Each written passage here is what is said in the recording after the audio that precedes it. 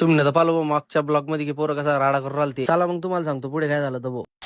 पोरं काय ऐकायचं नावच घेत नव्हते भो. पोरं तर गाडीत बी नाचू राहते. मग काय आपल्या एडिटरनं फिरवला भो कॅमेरा. पोरं कसे हात देऊ राहते. मग काय निघाले भो तडून. मग काय फायनली पोहोचले बोपुरी गँगगडावर. कपिल तर मला हात लावू सांगू राहिला भो. अरे खाली पाय रे भो, पडशील रे, कॅमेऱ्यात नको पाहू रे. मग काय आंघोळ करून सण घातले नवे कपडे. पहिले तर दुकानून पूजा घेऊन घेतली. मंदिराच्या पायथ्याशी तर लयच गर्दी होती बाप्पा. तामून तोड चालणार होतं भो. धकले आपण गुडघ्यांना पायऱ्या चढताय ना भो. यांना देवी मायले मन्नत मागे राहते. पोचले भो शेवटी आपण मंदिरात. पहा नजारा कसा दिसतोय. एवढ्या गर्दीमध्ये तरी तुमच्या भाऊन एक सेल्फी काढलीच भो. निघाली भो आपली ज्योत. मग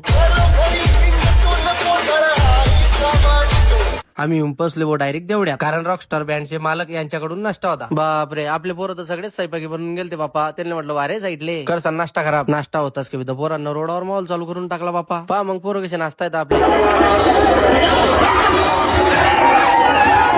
उमराण्यामध्ये जातेच कविता. आपले सचिन भाऊ वाट पाहू राहिले भाऊ. जिजाऊ बँडचे मालक सचिन म्हणतं 2 केक आणले होते भाऊ. कारण आमच्या कपिलचा होता वाढदिवस. केक गिक काढला भाऊ. लगेच सचिन भाऊ आम्हाला जेवण करायला नेले त्यांच्या घरी. भाऊ आमच्या गजून की दूर ज्योत आणली तर. वणीगड ते मालेगाव रेस कम्प्लीट. मित्रांनो पुढचा पाठ पाहण्यासाठी लाईक आणि फॉलो करून घ्या.